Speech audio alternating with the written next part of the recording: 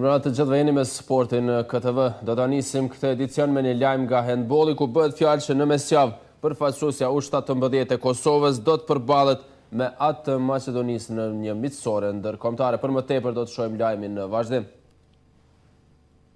Përfaqësuesja e meshkujve U17 në handball këtë të enjte do të zhvillojë miqësore ndërkombëtare me përfaqësuesjen e Maqedonisë në Prishtinë. Kjo praktikë ka filluar të zbatohet së fundit nga Federata e Handbollit e Kosovës në mënyrë që handbollistët e ri të fitojnë sa më shumë përvojë nga duelet ndërkombëtare. Kryetrajneri i përfaqësuesës U17 Verim Zherka dhe ndihmësi i tij Fatmir Muhaxheri për këtë ndeshje kanë zgjedhë këta handbollistë: Genc Marevci, Haris Berisha, Arber Sulejmani, Ron Ramadani, Edon Shkodra, Oltian Beshiri, Beni Syla, Art Gutici, Shpëti Mehmeti, Shqiprim Limani, Albini Sufi, Egzon Gjuka, Amar Mujka, Armend Fetahu dhe Qëndrim Ibrahimi. Përfaqësuesja U17 gjatë vitit 2011 ka zhvilluar disa ndeshje ndërkombëtare, ndërsa ka marrë pjesë në 2 turne ndërkombëtar, Sel Cup në Hungari dhe Yellow Ball në Poreç të Kroacisë.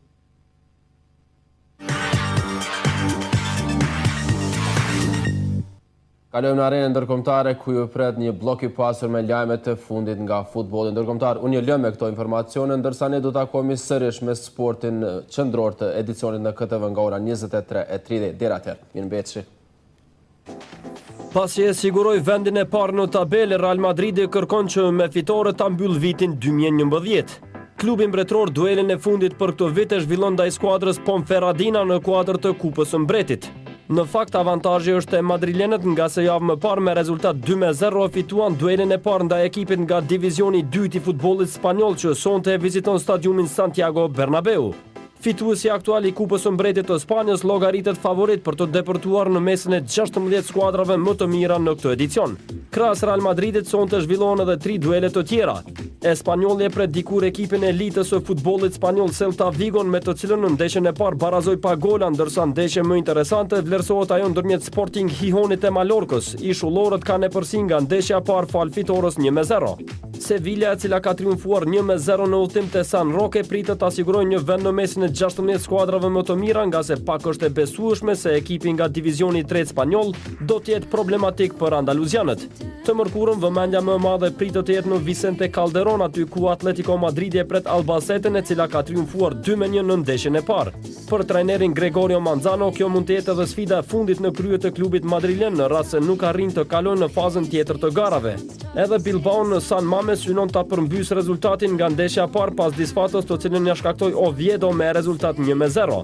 Duel diçka më i barabartë pritet të jetë ai ndërmjet Malagas e Hetafes, nga se skuadra nga paralagja e Madridit udhton në La Rosaleda me kapitalin prej 1-0 nga ndeshja e parë zhvilluar në Colosseum. Osasuna do të duhet të djersitet mirë përballë antarit të ligës së dytë Almerias, e cila ka triumfuar 3-1 në duelin e parë, ndërsa Granada, Levante, Vallecano, Betis e Villarreal llogariten favorit përballë rivaleve të tyre, marr parasysh edhe rezultatet nga ndeshjet e para. Top 16 pritet ta kompletojnë të enjtën mbrëma edhe Valencia e Barcelona. Lakurishët kanë barazuar pa gola në ndeshjen e parë ndaj Cadizit, të cilën e presin në Mestalla, ndërsa Barça, pasi e siguroi kupën e botës për skuadra, e pret rivalin lokal Hospitalet, të cilën e kanë poshtur 1-0 në ndeshjen e parë. Rafael Nadal i ka shitur 10% të aksioneve të tij që i kishte në klubin spanjoll të futbollit Real Deportivo Club Mallorca. Aksionet e tenistit të famshëm botror, të cilat i mbante nga viti 2010, i bleu biznesmenit gjerman Uk Klassen, i cili tani posedon 20% të aksioneve në klubin ishullor.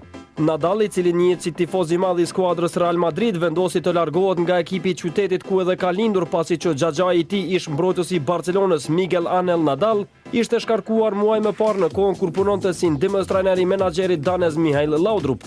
Mallorca viteve të fundit po përballet me probleme të mëdha financiare, me çka ka ndikuar edhe në rezultatet sportive të kësaj skuadre, e cila edhe si vjet po duket se do të luftojë për mbijetesë.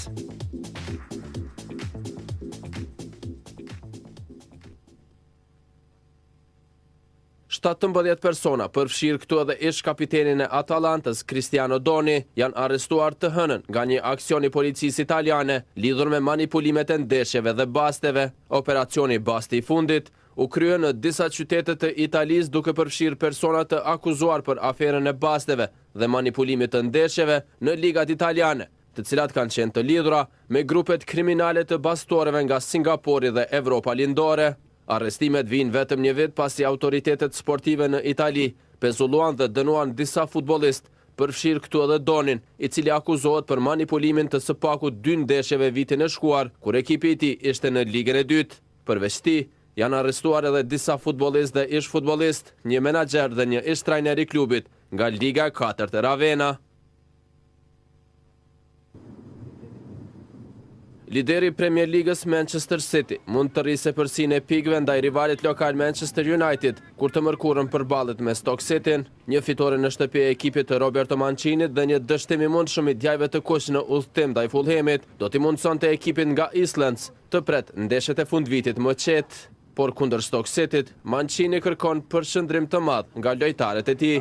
Stoke is a very difficult team. Stoke është skuadre pa përshtatshme, ata kanë fituar 4 ndeshjet e fundit dhe janë vështirë për të mposhtur, ka thënë Mancini. Ekipi mysafir është në pozitën e 8 me 24 pikë nga 16 ndeshjet, por City ka 41 pikë, 2 më shumë se United.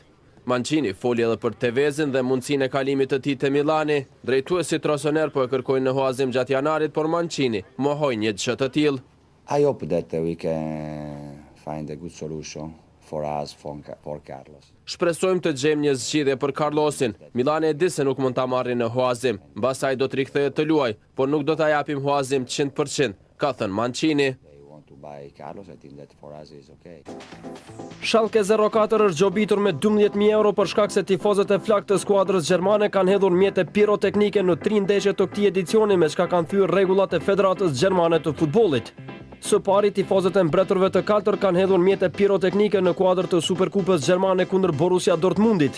Më pas në takimin e Kupës Gjermane kundër Karlsruhe dhe sërish në derbi të kampionatit kundër rivalit të hidhur Borussia Dortmund. Klubi nga Gelsenkirchen Arena ka pranuar vendimin e gjykatës sportive të Federatës Gjermane të Futbollit dhe nuk do të ankohet, por deri të premten duhet ta paguajë dënimin e shqiptuar prej 12.000 eurosh. Si çdo fundvit tjetër, edhe këtë herë zyrtarët e gigantit bavarez Bayern Munich ka publikuar llogaritë e tyre financiare. Njëra prej skuadrave më të suksesshme në histori të futbollit sa i përket anës financiare, edhe këtë vit krenohet me punën e bërë në këtë aspekt. Ishte pikërisht presidenti i klubit gjerman Uli Hoeneß ai i cili deklaroi se nëse vazhdohet me këtë ritëm shumë shpejt ekipi i tij do të krahasohet edhe me skuadrat angleze sa i përket investimeve në tregun e futbollistëve. Fakti që është njeriu e parë të bavarezëve të besoj për një gjë të tillë është se Bayerni me hapa shumë më të shpejtë është duke paguar borxhin prej 345 milionë euro, të cilin e kishte marrë për të ndërtuar stadiumin Allianz Arena në edicionin 2005-2006. Periudha për ta shlyer krejt borxhin është 10 vjeçare, mirë po aktualisht klubi bavarez i ka kthyer 70% të borxhit dhe sipas Hoeneß janë shumë afër për ta shlyer borxhin, me çka më pas do t'i kishin çdo vit më shumë nga 25 milionë euro në dispozicion për transferime. Skuadra franceze Paris Saint-Germain duket se nuk e ka ndërmend të ndalet në përforcimin e ekipit edhe gjatë afatit kalimtar të janarit.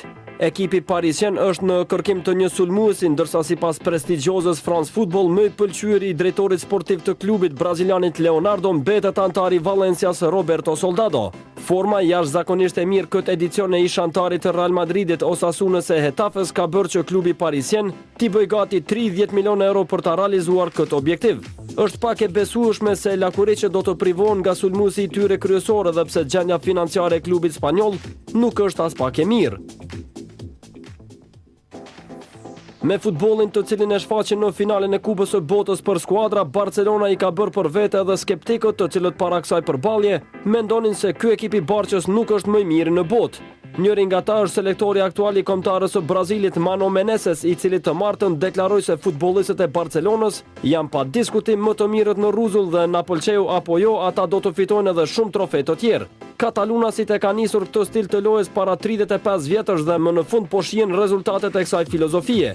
Nuk ka të bëj këtu me skemat, mirë po me mënyrën e lojës. Ata lojtarë kanë luajtur me të gjitha skemat e mundshme dhe kanë arritur fitore, shtoi trajneri i Karaokëve, i cili para duelit final kishte parashikuar fitore bindëse të Santosit.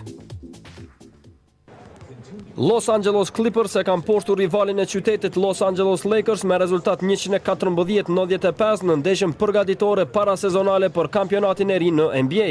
Dueli dy skuadrave, të cilat pritet ta thonë fjalën kryesore në edicionin e ri sa i përket titullit, u karakterizua me lojë të fortë nga të dyja ekipet, derisa fjalën kryesore pati dyshja Chris Paul dhe Chauncey Billups.